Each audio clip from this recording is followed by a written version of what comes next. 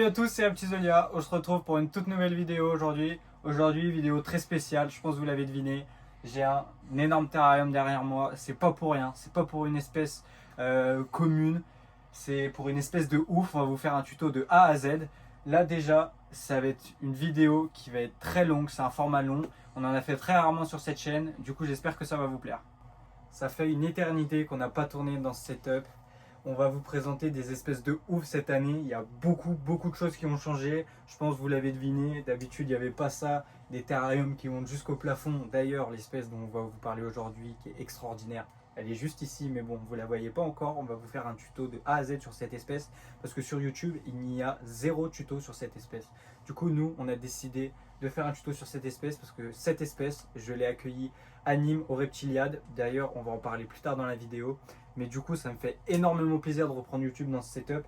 Comme je disais, il y a beaucoup de choses qui ont changé. On va vous préparer des tutos de ouf. D'ailleurs, dites-le nous dans les commentaires si jamais vous avez des idées de tutos ou des idées carrément de vidéos qu'on pourrait faire. Mais là, franchement, on a des espèces de ouf qu'on va vous présenter plus tard sur la chaîne, plus tard dans l'année. Mais là, déjà, on commence sur du lourd avec ce setup. Du coup, ce terrarium, il est gigantesque, je pense que vous le voyez par rapport à moi. C'est un terrarium qui mesure 150 de longueur, sur 80 de profondeur, sur 110 de hauteur. Du coup, l'espèce qui va être à l'intérieur, ça va être un Basiliscus plumifron, plus exactement un couple de Basiliscus plumifron. On est allé chercher en octobre, c'était une bourse incroyable, c'était notre plus grande bourse qu'on a faite et notre seule bourse qu'on a fait de reptiles. Et franchement, on est sûr qu'on y retournera un jour. Elle était gigantesque. Franchement, il y avait des stands de partout, il y avait des éleveurs de ouf, c'était incroyable cette bourse. Du coup, je suis allé chercher le 18 et 19 octobre 2025, c'est là où se passaient les Reptiliades de Nîmes, qui est la plus grande bourse aux reptiles de France. Et je suis allé chercher du coup mon couple de Basiliscus plumifron chez Reptilis. Et franchement, ils sont incroyables. Je les ai eus, ils étaient juvéniles, ils étaient à peine sexables. Et j'ai eu de la chance, j'ai eu un mâle et une femelle. Je vais vous montrer maintenant à quoi ils ressemblent dans quelques instants. Mais c'est un truc de ouf.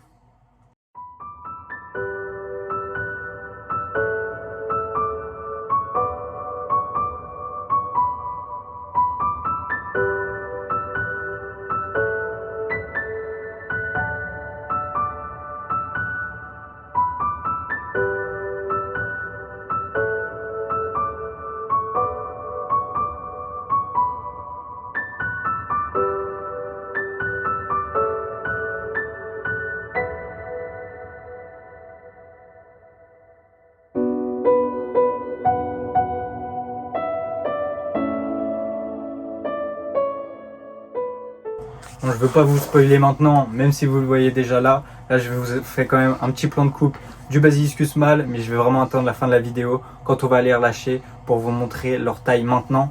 Là, dans la vidéo, vous allez quand même voir des plans de coupe où quand ils étaient petits, ça a été filmé à la verticale. Du coup, malheureusement, c'est pas format YouTube, mais je vais quand même vous mettre des plans et vous allez voir comment ils ont grandi. Et c'est franchement une espèce extraordinaire. C'est parti pour le tuto de A à Z.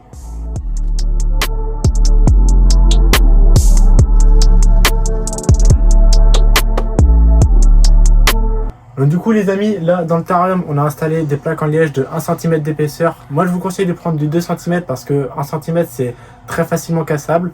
Et du coup on en a mis sur toutes les surfaces possibles pour augmenter la surface d'exploration, qu'ils puissent grimper sur les murs et tout. Je vous avoue que c'était plutôt galère, comme je vous ai dit que c'était du 1 cm. Du coup on a des petits morceaux découpés comme elles sont cassées quelquefois. Donc du coup on va vous mettre des petites plans de coupe parce que c'était assez galère à filmer. On vous montre ça tout de suite.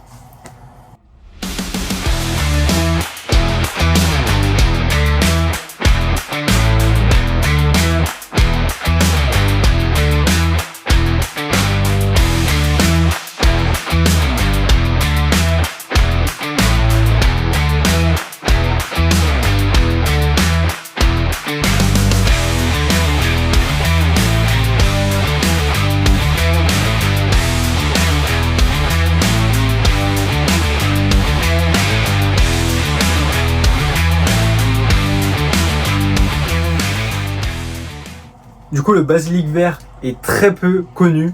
Pourtant, c'est une espèce super facile en vrai à maintenir, juste il faut un très grand espace et c'est une espèce incroyable à observer. Ça bouge toute la journée parce que c'est une espèce diurne. Elle vient du Costa Rica et du Panama. Du coup, c'est une espèce tropicale. Ça, c'est incroyable parce que nous, vous savez, chez Reptisolia, on kiffe les espèces tropicales et on a décidé de prendre une énorme espèce. Mais ça a été réfléchi, ça faisait déjà 6 mois que je pensais avoir ce reptile parce que vous avez connu à l'époque le terrarium en OSB qui était déjà un beau terrarium mais ça ne convenait pas aux reptiles. Du coup, j'ai décidé franchement de mettre le prix dans ce terrarium, mais franchement, ça vaut le coup pour les espèces qui vont arriver. Du coup, l'anecdote sur ce reptile, c'est que c'est le lézard Jésus-Christ. On l'appelle Jésus-Christ parce que c'est un reptile qui marche sur l'eau. Il fait partie des rares reptiles qui marchent sur l'eau. Même, j'ai envie de dire, c'est le seul reptile qui marche sur l'eau parce que c'est grâce à ses grandes pattes. Parce qu'il a des pattes qui sont même pas palmées, il a juste des grandes pattes. Il va utiliser une bulle d'air sous ses pattes pour pouvoir se déplacer sur l'eau à une très grande vitesse. J'ai essayé de trouver des vidéos quand il marche sur l'eau, mais franchement c'est incroyable à observer. Parce que vu que je me répète encore, mais c'est une espèce diurne et du coup franchement c'est incroyable à observer la journée. Il y a quand même quelques difficultés sur cette espèce, même si ça reste globalement une espèce simple à élever. Déjà, la première difficulté, c'est que c'est une espèce de grande taille. Les mâles, ça peut atteindre 80 cm. Les femelles vont être relativement plus petites, comme chez toutes les espèces de reptiles. Parce que d'ailleurs, le mâle va avoir une excroissance au niveau de la tête, du dos et de la queue. Il va avoir une crête, franchement, c'est magnifique chez les mâles. Et la femelle, elle, ne va quasiment pas l'avoir, ou avoir une toute petite crête au niveau de la tête. Du coup, première difficulté. Deuxième difficulté, il y a quand même des paramètres strict à prévoir. C'est pour ça qu'il faut vraiment un terrarium bien adapté en isolation. C'est pour ça que nous on a un terrarium en PVC et on a rajouté des plaques en liège sur le côté. Du coup, de 1, ça augmente la surface d'exploration du reptile et de 2, ça garde bien la chaleur. Troisième difficulté, du coup, qui dit grande espèce dit grand terrarium. Là, on se rend pas compte encore sur la vidéo, mais c'est franchement un terrarium énorme. Si je veux, je peux carrément aller à l'intérieur. Et si je veux, je peux me mettre à l'intérieur, mais bon, je suis pas assez bon grimpeur pour pouvoir monter, mais il est énorme. La quatrième difficulté, alors cette difficulté, je l'inclus quand même dans des difficultés, même si on pourrait dire que c'est pas une difficulté. Cette espèce est tropicale. Qui dit tropicale et qui dit marche sur l'eau dit bassin. Du coup, il va falloir avoir besoin d'un bassin. Et des fois, ça peut être embêtant parce que ça pèse lourd un bassin. Du coup, après, si vous avez un bon sol, vous pouvez avoir cette espèce sans problème. Et la place. Et après, si vous vous renseignez un petit peu. Et c'est pour ça qu'on vous fait ce tuto, parce que sur YouTube, il n'y a 0 tuto sur cette espèce. Donc du coup, pour l'espérance de vie, c'est un animal qui va vivre 8 à 12 ans, plus généralement 8 ans, parce que c'est une espèce qui va avoir besoin de très bons soins. Après, si vous l'entretenez très bien, ça pourra vivre 12 ans sans problème. Et au niveau de l'éclairage, on a mis une 75 watts pour faire un point chaud entre 28 et 32 degrés. Il faut adapter les lampes en fonction de la taille du terrarium. Et l'éclairage, donc la lampe Arcadia avec un tube zoomètre de 10% pour fournir des UVB parfaits pour votre reptile. Du coup, on vous a raconté globalement ce qu'il faut savoir sur l'espèce. Du coup, maintenant, on va passer au meilleur moment de la vidéo, c'est-à-dire faire le terrarium. Du coup, on va commencer déjà avec le bassin. C'est un bassin qui mesure 80 cm sur 60 de longueur. C'est un bassin qui fait 45 litres, je crois. Et du coup, ça sera parfait pour nos 2 basiliscus pour qu'ils finissent leur vie dans un beau bassin. Du coup, le bassin, on va le positionner au milieu du terrarium. Après, on va mettre du substrat partout. Vous allez voir, j'ai commandé beaucoup de substrat parce que le terrarium est énorme. Il fait 150 sur 80 comme je l'ai dit tout à l'heure. Et on va mettre environ 10 cm de substrat, voire 15 cm de substrat. Du coup, je le mets sous la lampe halogène parce que je vais mettre des guppies quand même à l'intérieur du bassin pour ajouter un peu de vie dans le bassin. Et vu que je vais pas mettre de chauffage et que les guppies c'est pareil, c'est tropical, il faut que l'eau soit chauffée, et ben je le mets sous l'halogène, comme ça l'eau sera chauffée quand même. Et vu que c'est un terrarium très isolé, la chaleur restera parfaite pour pouvoir élever les guppies à l'intérieur. Le substrat, c'est un substrat Zoomed. Et là on va déjà mettre un substrat, ça c'est un substrat d'un ancien terrarium où il y a déjà des cloportes et des colombales. Du coup ça va déjà faire un terrarium bioactif. Du coup je mets premier sac de 20 litres, c'est parti.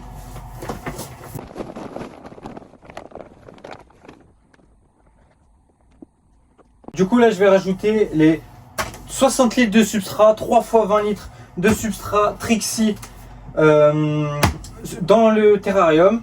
Je pense qu'il ne va pas encore en avoir assez, du coup je vais mettre encore 20 litres de substrat où ils sont dans leur terrarium.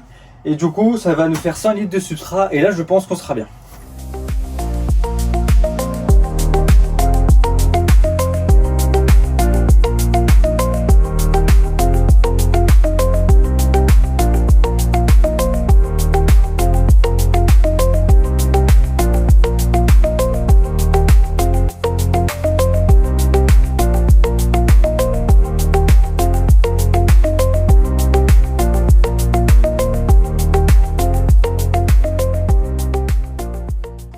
Du coup là vous avez vu avec 80 litres de substrat ce que ça donne.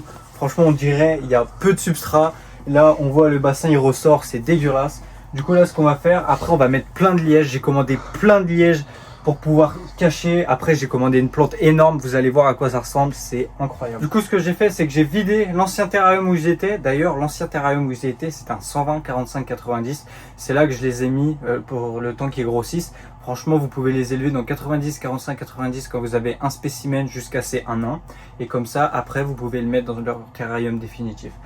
Du coup voilà, c'est fini. Leur terrarium 120 45 90, c'est une page qui se tourne. Maintenant on va passer au monstre. Du coup j'ai mis les 20 litres qu'il y avait dans ce terrarium, dans celui-là. Le seul problème c'est qu'ils n'étaient pas de la même couleur. Du coup j'ai mélangé les substrats. Et du coup c'est bien, ça me fait plusieurs couches de substrat dans ce terrarium. Et du coup c'est parfait pour le bioactif.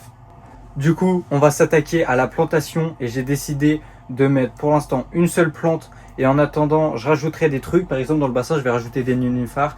Mais comme plante, j'ai décidé de prendre une toute petite plante. Là, voici le monstre. On va essayer de la caler et je vous fais des plans après. Du coup, là, ce que je vais faire, c'est que je vais l'enlever de son pot et je vais la mettre directement en pleine terre.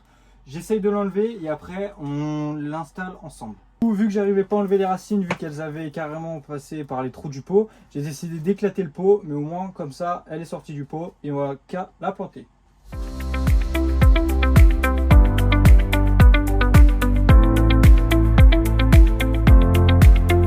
Du coup là ce que je vais faire c'est que je vais mettre du liège pour essayer de caler la plante.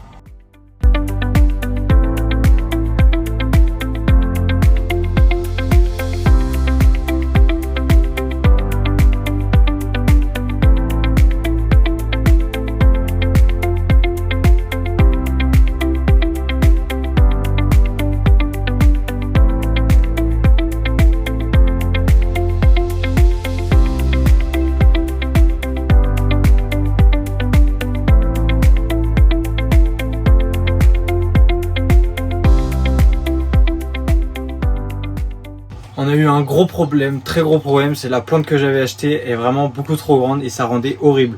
Du coup le décor, je l'ai rempli de liège. Ce qu'on va faire, c'est que je vais pas mettre les basiliscus maintenant. On ira demain à Truffaut. Là de toute façon mes basiliscus, ils sont chez un pote à moi dans un 90 45 90. Ça ira pour le moment, histoire de tenir la nuit. Et parce que là ça fait déjà 4 heures le temps qu'on y est, le temps que je dépose les basiliscus chez mon pote et le temps qu'on fasse le terrarium, ça prend énormément de temps. Du coup là il est quasiment 21 h, ça va être plus possible d'aller chercher les plantes ce soir. Du coup on ira demain chercher les plantes. Du coup là déjà ce que j'ai fait c'est que je vais remplir le bassin et je vais faire tourner la pompe. Comme ça il va y avoir le cycle de bactéries qui va pouvoir se faire et on va pouvoir relâcher les poissons parce que les poissons ils sont là pour l'instant. Je vais pouvoir les relâcher après. C'est-à-dire après, je dis n'importe quoi.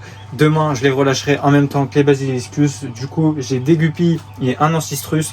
L'ancistrus, il va permettre de nettoyer les algues qu'il y a sur les côtés. Bref, je vais en parler demain. Demain, on aura plus le temps de parler et tout parce que là, c'est speed. Et ce soir, je vais mettre le distributeur d'insectes Delta. Je vais le placer là. Et voilà. Mais en tout cas, le liège que j'ai mis là maintenant me va. J'ai tout siliconé, ça ne bouge plus. Du coup, c'est parfait. On se retrouve demain.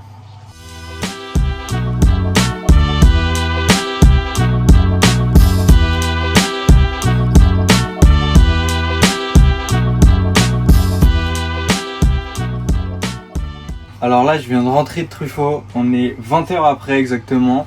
Et j'ai décidé de prendre un petit poteau, c'est une plante assez simple à maintenir en terrarium et ça fait très joli. Je vais l'installer et après on va pouvoir relâcher les poissons et les basiliscus.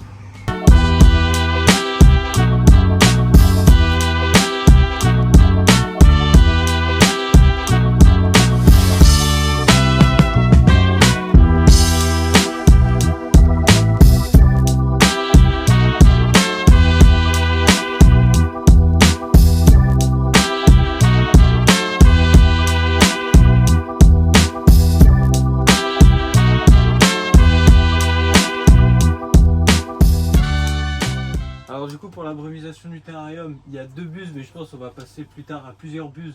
Mais pour commencer, ça va déjà être bien avec une brumisation automatique et je vais quand même rajouter une brumisation manuelle le matin et soir pour bien brumiser partout.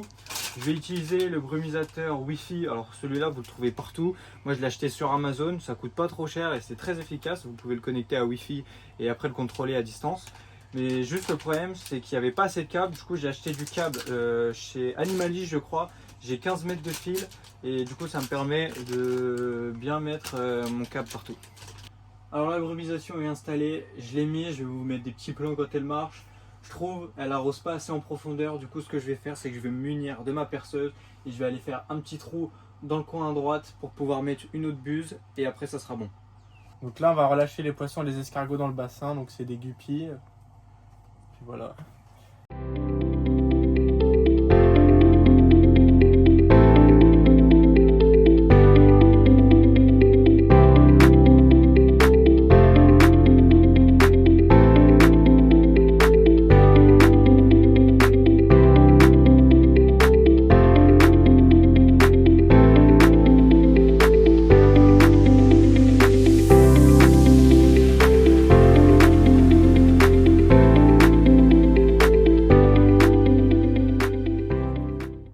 Donc les amis, là on vient de finir de nettoyer toutes les vitres, on a nettoyé avec un microfibre pour pas rayer, même si elles étaient déjà rayées, là on voit avec la lumière parce que c'est un terme d'occasion, avec le frottement ça abîme les vitres. Et là on va passer un coup de brumide pour augmenter l'hygrométrie du bac.